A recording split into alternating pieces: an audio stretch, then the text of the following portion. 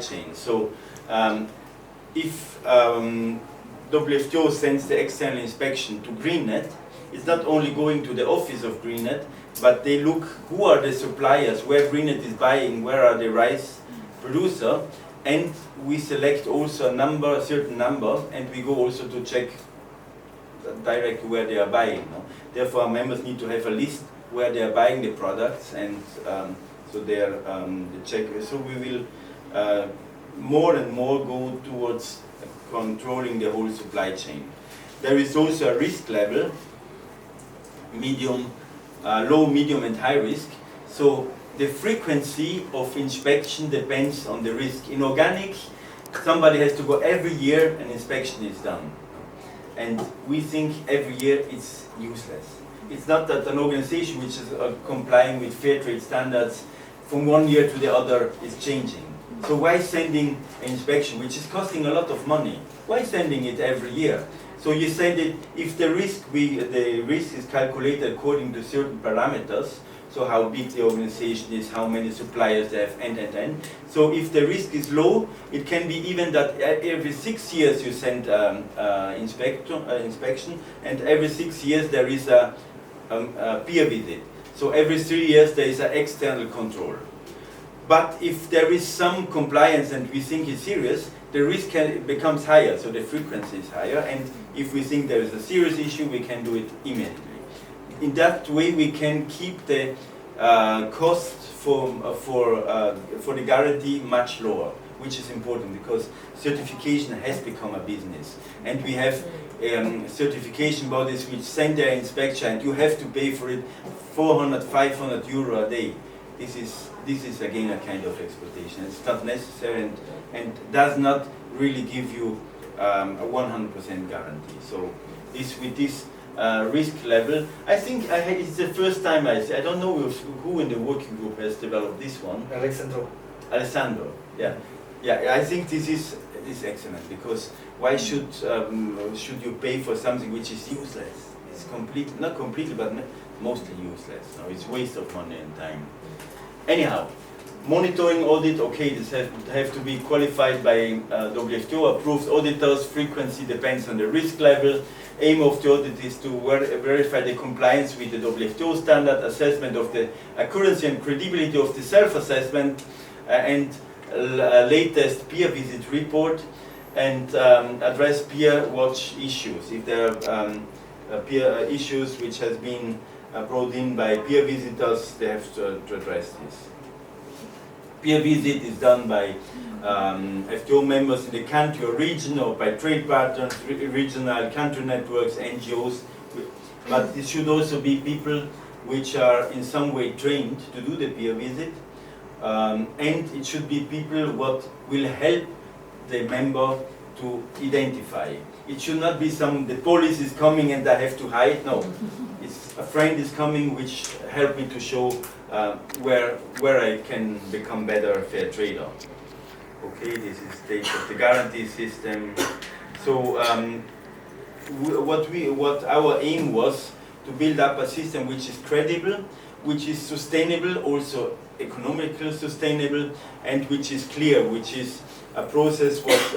through all the steps is consistent in all elements. The whole system is all the processes has been defined. They are about the whole system. The guarantee system handbook is made up of I think around 75 documents, because you need guidelines for the auditor, guidelines for the peer visitor, guidelines how you change the standards, or a procedure, compliance criteria. You need a self-assessment guidelines, self-assessment formula. But our members, they need to see 3 documents: the standard, the self-assessment guidelines, and the self-assessment form. They need 3 documents. But the auditor needs other documents. The peer visitor needs other documents. The whole process needs to be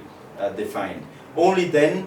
we have built this system in a way that if we want, in a second moment, it can be certified by accredited certification body. We don't know if we want to certify the whole system as an internal control system, but it has been built that it could be certified. We have also, if we expel our members, this is something we had 2 years ago, one from South Africa, and they have the possibility to withdraw, no, to complain and to ask for a appeal. They can appeal the decision, and so there is an appeal committee. Again, this needs all to be written clearly down. You cannot invent things from one day to the other, or everything needs to be written down. And this was the big work which has been done in 2012, but still we think that it's a clear system, but it's still sustainable for our members. And the aim is now, after 2 years, 3 years that we are implementing the system, we have already more than 100 members which are guaranteed, but the experience of these 2-3 years is not to make it more complicated, because you can always make it more complicated, and this is not covered, okay, let's add something, this is not covered, let's add, no. Makes no sense, because this is endless and it will become too complex. What is our aim is it should be continue to be credible, sustainable and clear, and try to make it simpler. From what is now, try to make it simpler. It's not always easy, because there are technicians in the guarantee system committee, they think they need to cover everything. Other people like Vidun, who says no, you can never cover everything, it will only become too complex and not anymore sustainable. So for the guarantee system, you can find more information on our website, wfo.com. And yeah,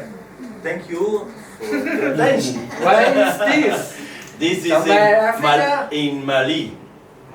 Mali. Oh. These are the Tuareg. Yes. Tuareg. Originally, the WTO called IFAT. Yes. International Federation for Alternative Trade. Yeah, and then in 2009 it changed the name to WTO. Questions? Speechless. So many years. Okay, give some time to digest. Okay, I'll talk a little bit in Thai about the Thai Patriot Network when they're thinking about the questions. ก็การอธิบายเพิ่มเติมนิดหน่อยก็คือในประเทศไทยนะครับก็จะมีกลุ่มที่ทำ Fair Trade เนี่ยอยู่หลายกลุ่มนะครับโดยหลักๆก็จะมีกลุ่มที่เป็นสมาชิก WTO ซึ่งส่วนใหญ่จะเป็น Handicraft เป็นหัตถกรรมนะครับอย่างไทยคราฟนะครับจริงๆองค์กรแรกสุดที่ตั้งในเมืองไทยที่ทำเรื่องนี้น่าจะเป็นไทย Tribal Craft นะครับซึ่งเป็นตั้งโดยกลุ่มพวกคริสเตียนที่ทำงานชาวเขาแล้วก็ทำหัตถกรรมชาวเขาแล้วส่งไปขายนะครับมีพวก Y MCA ซึ่งตอนนี้เปลี่ยนเป็นชื่อเป็น Y Development นะครับส่วนหนึ่งแล้วก็2ก็จะเป็นกลุ่มประเภทแบบที่รับรองโดยโฟลว์ที่เป็นพวกสินค้าอาหารนะครับมีซึ่งก็มีหลายสินค้านะครับส่วนใหญ่จะเป็นข้าวนะครับแล้วก็กลุ่มที่3เนี่ยก็จะเป็นมีการตรวจรับรองโดยมาตรฐานอื่นๆที่เป็นเกี่ยวกับแฟร์เทรดที่เมื่อกี้เขาโชว์ให้ดูอย่างเช่นของFair for Life Natural Fair อะไรพวกนี้นะครับนี่ก็จะมี Ecocert Fair นะครับซึ่งก็จะมีอยู่ไม่กี่รายแล้วก็กลุ่มที่4ก็เป็นพวกที่เรียกตัวเองว่า Fair Trade หรือธุรกิจเพื่อสังคมซึ่งธุรกิจสังคมก็ยังมีอะไรที่กว้างขวางนะครับส่วนที่ปีกอย่างตรงนี้ที่มาวันนี้น่าจะเป็นปีกธุรกิจเพื่อสังคมแบบออกมาทาง Fair Trade หน่อยมีแบบธุรกิจเพื่อสังคมแบบหนึ่งด้วยนะครับซึ่งก็ยังเป็นกลุ่มที่นั่นนะครับซึ่งทั้งหมดรวมกันเนี่ยนี่ก็คือซึ่งเราก็มีการจัดการคุยนะครับที่พยายามจะรวบรวมคนที่สนใจเรื่องนี้ทั้งหมดมาด้วยกันนะครับตั้งเป็นเครือข่ายที่ใช้ชื่อว่า Thai Fair Trade Network เครือข่าย Thai Fair Trade พูดง่ายๆนะครับซึ่งตอนนี้ก็มีการจัดตั้งเป็นนั่นแล้วนะครับซึ่งถ้าเกิดใครสนใจนะครับก็สนใจไม่สนใจเราจะส่งอีเมลไปให้ ตามอีเมลที่ให้นะครับถ้าไม่สนใจก็ตอบออกมาว่าไม่สนใจเราจะได้ delete อีเมลออกนั่นเองนะครับแต่ถ้าสนใจก็ไม่ต้องตอบก็ได้นะครับก็เก็บไว้เฉยๆเราก็จะส่งต่อไปเรื่อยๆจนกว่าจะบอกว่าไม่ต้องส่งมาอีกนะครับซึ่งในเครือข่ายตอนนี้เนี่ยก็นอกจากเป็นเวทีคุยกันแล้วนะครับนี่ก็เป็นหนึ่งในกิจกรรมนะครับจริงๆแล้วถ้าคุณเป็นสมาชิก Thai Fair Trade คุณได้ลด 20% วันนี้ นะครับแต่ว่าถ้าไม่ใช่ก็แต่ตอนนี้เก็บเท่ากันหมดเพราะว่าต้องเสียค่าเช่าห้องให้มาดีเขานะครับ แล้วก็ค่ากาแฟนิดหน่อยนะครับก็จะมีกิจกรรมอย่างที่เราจัดแล้วก็สมาชิกนะครับรวมไปถึงตอนนี้เราในเครือข่ายเราก็ทำระบบเนื่องจากว่าหลายคนคงทราบเรามีการพูดคุยเรื่องเกี่ยวกับพรบธุรกิจและสังคม Social Enterprise อยู่นะครับซึ่งตอนนี้ล่าสุดเนี่ยมีการกรมสรรพากรที่เมื่อวานบอกนะครับที่ไปคุยนะครับเขาออกระเบียบกรมสรรพากรแล้วว่าถ้าใครเป็นองค์กรธุรกิจเพื่อสังคมนะครับแล้วผ่านการขึ้นทะเบียนซึ่งขึ้นทะเบียนอะไรนี่ยังมีรายละเอียดที่ไม่ชัดนะครับถ้าคุณขึ้นได้นะครับแต่คุณต้องเป็นบริษัทกับห้างหุ้นส่วนเท่านั้นนะครับเพราะฉะนั้นคือเน้นนี่ by definition ไม่ใช่ธุรกิจเพื่อสังคมเพราะเราเป็นสากล อันนี้เป็นตัวพรดที่ออกมา อันนี้ไม่ใช่ครับอันนี้เป็นประกาศกรมสรรพากรนะครับเป็นของสรรพากรนะครับก็คุณจะต้องเป็นบริษัทหรือเป็นธุรกิจเอกชนถ้าคุณถ้าบริษัทเหล่านี้ถ้าเกิดมีอะไรซึ่งอันนี้เป็นเหตุผลหนึ่งที่เราทำให้เราพยายามจะผลักดันว่าในการบอกว่าใครจะขึ้นทะเบียนเป็นธุรกิจเพื่อสังคมได้เนี่ยควรจะเอาเรื่องของแฟร์เทรดใส่เข้าไปด้วยหรืออย่างน้อยถ้าคนที่ได้แฟร์เทรดแล้วหรือทำแฟร์เทรดแล้วควรจะได้เงื่อนไขพิเศษที่ดีขึ้นหรืออะไรขึ้นต่างๆนะครับแต่นี้ก็จะเป็นข้อที่เราผลักดันซึ่งทำให้เราทำให้ระบบมาตรฐานแฟร์เทรดประเทศไทยขึ้นนะครับซึ่งเดี๋ยวจะส่งข้อมูลไปให้นะครับถ้าใครสนใจนะครับแต่ว่าเขายังไม่ยอมรับเรานะครับตอนนี้ในข้อตกลงก็จะมีแค่ว่าถ้าคุณผ่านการขึ้นทะเบียนเป็นองค์กรธุรกิจสังคมเนี่ยนะครับถ้าคุณไม่ปันผลเลยนะครับไม่ปันกำไรเลย 100% เนี่ยการมาลงทุนในที่เป็นธุรกิจเพื่อทางสังคมเนี่ยคุณไม่ต้องเสียภาษีรายได้ยกเว้นเลยนะครับสองก็คือว่าผู้ถือหุ้นคนมาลงหุ้นเนี่ยเอาเงินที่มาลงหุ้นเนี่ยไปขอยกเว้นภาษีเป็นค่าใช้จ่ายที่ยกเว้นภาษีได้แล้วก็องค์กรนั้นรับบริจาคหุ้นรับบริจาคเงินบริจาค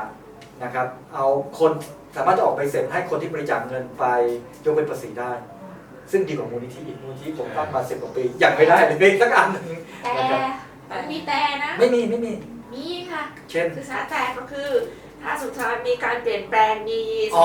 แล้วก็จะกลายเป็นโดนภาษีย้อนหลังไม่10 ปีจะมีช่วง10 ปีถ้าคุณทำเป็น10 ปีคุณทำปีแรกโอเคแล้วก็เปลี่ยนนี่ก็